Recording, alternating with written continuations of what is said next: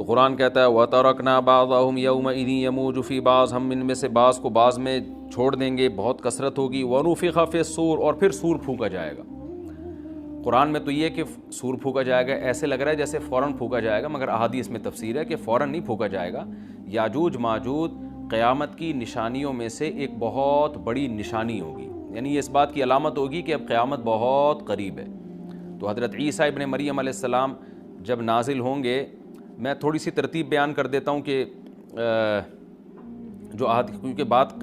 یاجوج ماجوج کی چل رہی ہے تو اس سے منسلک جو واقعات ہیں جو اس دور میں ہوں گے وہ بھی میں اسی لیکچر کے ضمن میں بیان کر دیتا ہوں۔ ہمیں صحیح حدیث سے یہ پتہ چلتا ہے کہ قرب قیامت میں جب مسلمان بہت کسمہ پرسی میں ہوں گے تو خراسان سے لشکر اٹھے گا۔ خراسان یہ افغانستان اور ایران کا حصہ، اس علاقے کو نبی صلی اللہ علیہ وسلم کے دور میں خراسان کہا جاتا ہے، جس میں قندھار بھی آتا ہے، ایران کا بھی حصہ آتا ہے اس میں۔ تو یہاں سے لشکر اٹھے گا، مجاہدین لڑیں گے، بہت بڑی تعداد میں دنیا میں جہاد ہوگا، کیونکہ مسلمان ظلم کی چکی میں پس کے تنگ آ چکے ہوں گے، اور لڑتے لڑتے حدیث میں آتا ہے اتنی بڑی بڑی لڑائیاں ہوں گی کہ 1/3 مسلمان شہید ہو جائیں گے اس میں، 1/3 مجاہدین جو لڑنے والے ہوں گے، اور 1/3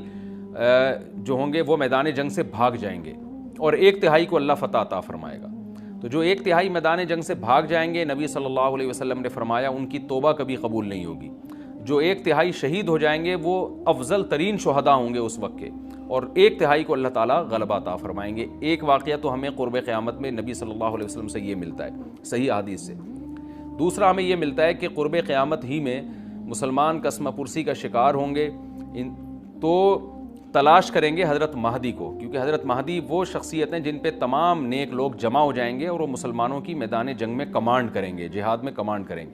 تو ان کو بیت اللہ میں تلاش کیا جائے گا،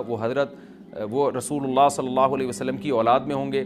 اور لوگ ان کو پہچان لیں گے، اہل اللہ پہچان کر ان کو اپنا امیر بنائیں گے، اور ان کی قیادت میں پھر لڑائی اور جہاد شروع ہوگا۔ اور یہ لڑائی جب دمشق میں لڑائی ہو رہی ہوگی تو دمشق میں عصر کی نماز کے وقت حضرت مہدی، میں نے جو یہ کہا کہ دمشق میں لڑائی ہو رہی ہوگی، مقصد یہ نہیں ہے کہ دمشق کوئی میدان جنگ بنا ہوا ہوگا، مقصد یہ ہے کہ وہ مجاہدین کا لشکر دمشق میں ہوگا عصر کی نماز کے وقت، لڑائی چاہے کسی اور میدان میں ہو رہی ہو، لیکن حدیث میں ہمیں دمشق کا تذکرہ ملتا ہے۔ تو دمشق میں حضرت شام کا تذکرہ ملتا ہے، اور جو قرائن ہمیں ملتے ہیں وہ دمشق کی ایک خاص مسجد ہے، وہ مسجد حضرت مفتی تقی عثمانی صاحب اور مفتی رفیع عثمانی صاحب نے اس کو ہائی لائٹ بھی کیا، لیکن وہ یقینی نہیں ہے، یہ خوب سمجھے، انہوں نے اس کا بھی تبصرہ کیا ہے کہ اس کے بارے میں کوئی یقین نہیں ہے۔ تو حضرت مہدی عصر کی نماز پڑھا رہے ہوں گے، لوگ امامت میں آپ کے پیچھے کھڑے ہوں گے، یہاں تک کہ مسجد کے مینار پر، آج بھی وہ مینار موجود ہے جس کے بارے میں غالب گمان ہے کہ یہ وہ مینار ہے جہاں حضرت عیسیٰ علیہ السلام نازل ہوں گے، غالب گمان کے درجے میں کہا جا سکتا ہے، ورنہ پھر اسی کے اڑوس پڑوس میں کوئی مسجد ہوگی۔ میرا اگر شام جانا ہوا تو انشاءاللہ میں ارادہ ہے کہ میں ولاگ میں اس مسجد کا بھی تذکرہ کروں گا، اس جگہ کا بھی تذکرہ کروں گا، لیکن میں پہلے یہ بات بتا دوں کہ وہ 100% یقینی نہیں ہے، ایسا نہ ہو کہ اس مسجد کے مینار پہ چڑھ کے لوگ جو ہے وہ اس کے کوئی مینار کو ہی چاٹنا شروع کر دیں تبرک کے طور پہ۔ تو عصر کی نماز کا ٹائم ہوگا، حضرت عیسیٰ ابن مریم علیہ السلام فرشتوں کے کندھوں پہ ہاتھ رکھ کے نیچے اتریں گے نماز کے ٹائم پہ، یعنی آسمان سے مینار تک آئیں گے، اور پھر مینار سے آپ کے لیے سیڑھیاں لگائی جائیں گی، سیڑھیوں کے ذریعے مینار سے نیچے اتریں گے، اور لوگ ان کو پہچان لیں گے۔ حضرت مہدی ان کو امامت کے لیے آگے کریں گے کہ آپ اللہ کے ایک پیغمبر ہیں، آپ نماز پڑھائیے، حضرت عیسیٰ علیہ السلام انہی کو آگے رکھیں گے، اور اس طرح کا مفہوم ہے حدیث میں کہ اللہ نے اس کام کے لیے آپ کو ہی منتخب کیا۔ کیا مطلب یہ امامت اس امت کا حق ہے؟ تو حضرت عیسیٰ ابن مریم علیہ السلام کا جو کام ہوگا وہ جہاد ہے، اور یہودیوں سے انتقام لینا، کیونکہ یہودیوں نے اپنے خیال میں حضرت عیسیٰ کو قتل کیا تھا، تو اللہ نے یہودیت ہی کے خاتمے کے لیے اور دجال کے خاتمے کے لیے عیسیٰ ابن مریم کو نازل کیا ہے۔ حضرت مہدی سے پہلے ہی دجال ظاہر ہو چکا ہوگا۔ دجال کے بارے میں حدیث میں آتا ہے کہ ہر پیغمبر نے اپنی امت کو دجال کے فتنے سے ڈرایا ہے۔ اچھا، یہ دجال ایک ایسی شخصیت ہے جس کا یہودی انتظار ہم سے زیادہ کر رہے ہیں، کیونکہ یہودی اس کو اپنے لیے نجات دہندہ سمجھتے ہیں، جبکہ حدیث میں آتا ہے کہ دجال کانا ہوگا اور اس کا خدائی کا دعویٰ ہوگا، اس کے پاس کچھ ایسی طاقتیں ہوں گی کہ مردے کو زندہ کر دے، زندہ کو مار دے، ایک طرف اس کے باغ ہوگا، ایک طرف اس کے آگ ہوگی، جو اس پر ایمان لائے گا اس کو باغ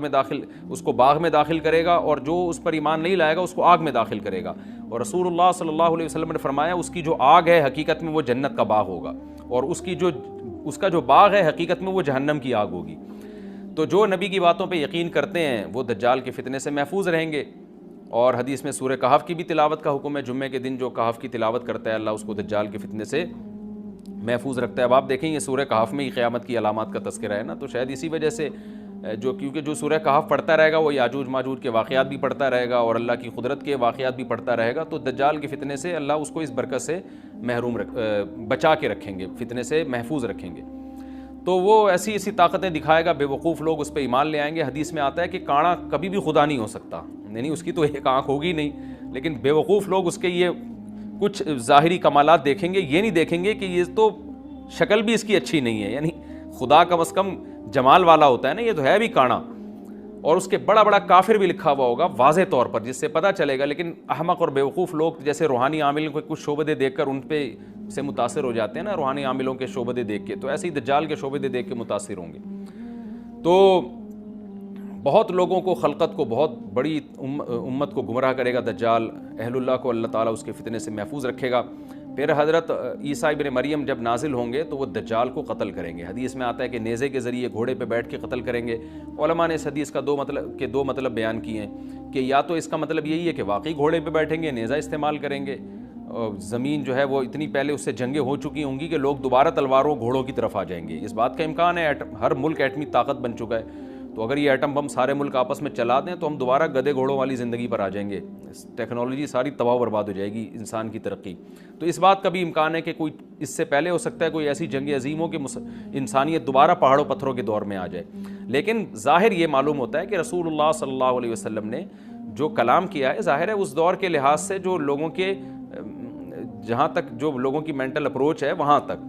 تو نبی صلی اللہ علیہ وسلم میزائل یا اور ٹینکوں کا تذکرہ کرتے تو کیا سمجھ میں آتا؟ تو گھوڑے سے مراد ہے جو اس زمانے کا گھوڑا ہوگا، اور نیزے سے مراد ہے اس زمانے کا جو اسلحہ ہوگا، کیونکہ نیزہ نبی کے دور کا ایک مناسب اسلحہ تھا اور گھوڑا نبی کے دور کی میدان جنگ کی ایک مناسب سواری تھی۔ تو اس سے یہ بھی پتہ چلتا ہے کہ ہو سکتا ہے عیسیٰ ابن مریم نیزے کے بجائے کلاشنکوف کا استعمال کر لیں، تو یعنی وہ نیزہ جو ہے وہ اس کلاشنکوف کی یا جو بھی اسلحہ اس وقت حضرت عیسیٰ ابن مریم استعمال کریں گے اس کی ایک تعبیر ہے، تو اس کا بھی پورا امکان ہے۔ تو ہمیں بہرحال اتنا ایمان ہمارے لیے ضروری ہے کہ دجال کو قتل کرنے والی جو ذات ہے، جو شخصیت ہے، وہ عیسیٰ ابن مریم علیہ السلام ہے۔ تو حضرت عیسیٰ کے ذریعے اللہ تعالیٰ دجال کو قتل کریں گے، اور حضرت عیسیٰ کی قیادت میں زبردست جہاد ہوگا۔ حدیث میں آتا ہے کہ عیسیٰ ابن مریم اس دنیا کو امن سے بھر دیں گے، اتنا امن ہو جائے گا اور اتنی مالی فراوانی ہوگی، اتنی مالی، کیونکہ دنیا میں مال بہت ہے، ڈسٹریبیوشن صحیح نہیں ہے، جو تقسیم ہے نا مال کی وہ ظالمانہ ہے، جس کی وجہ سے غریب سے غریب تر ہے، امیر سے امیر تر ہے۔ حضرت عیسیٰ ابن مریم ایسا نظام قائم کریں گے کہ جس سے مال کی صحیح تقسیم، اور